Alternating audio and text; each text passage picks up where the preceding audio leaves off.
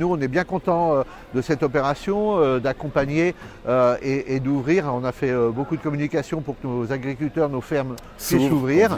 Et ça vient en complément de nos opérations qui sont les printemps à la ferme, l'été à la ferme. Et ça vient aussi en complément de nos fermes pédagogiques et fermes de découverte. Les 7, 8 et 9 juin, les Journées nationales de l'agriculture vous proposent dans toute la France 3 jours de rencontres, d'animation, de dégustation. Tout le programme sur journéeagriculture.fr. Les Journées nationales de l'agriculture, je crois que ça démarre le 1er janvier et ça se termine au 31 décembre. À bienvenue à la ferme. Oui, pour nous agriculteurs, effectivement, c'est tous les jours et notamment dans le réseau des chambres, réseau Bienvenue à la ferme.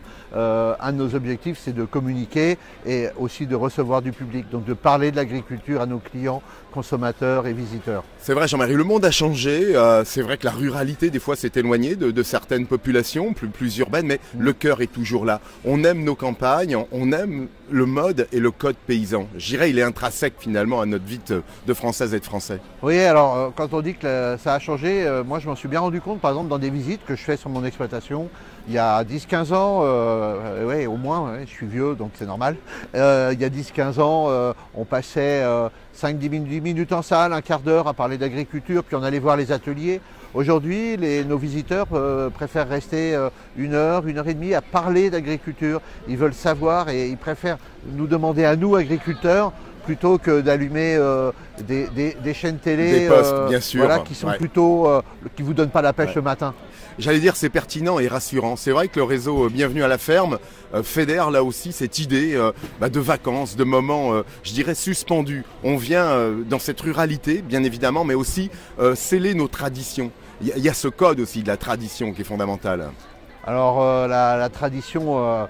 Oui, la tradition par rapport à la vente, nos ancêtres, nos grands-parents, arrière-grands-parents vendaient déjà, et c'est eux qui faisaient les factures, donc ça a bien changé, puisque aujourd'hui c'est la coopérative, le négoce qui vous facture votre produit. Donc là, on reprend les choses en main.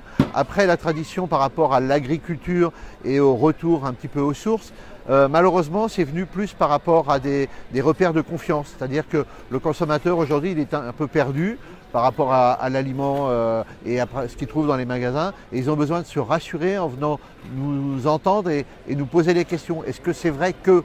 Voilà, c'est la question qu'on entend souvent. C'est vrai, c'est important ce que tu dis, Jean-Marie, parce que c'est vrai qu'il y a aujourd'hui sur une surenchère de marketing, revenir à la source, revenir finalement à la ferme, c'est du bon sens. Et c'est vrai qu'on ne peut pas rétorquer cela. Il y a toujours cette quête à se sensibiliser, à comprendre en tout cas ce que nous mangeons.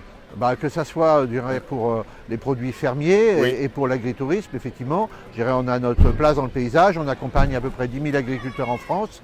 Voilà, donc on est là et c'est le travail des chambres d'agriculture. Hein. C'est un réseau, ce sont les chambres d'agriculture. On travaille avec tous les agriculteurs, toutes les formes d'agriculture et on doit accompagner tout le monde sur tout le territoire. Parce que ce qui est important aujourd'hui, on peut parler des circuits courts, certains parlent de la proximité, mais ce qu'il faut, c'est que les agriculteurs puissent travailler et qu'il puisse y avoir de la production sur tout le territoire français.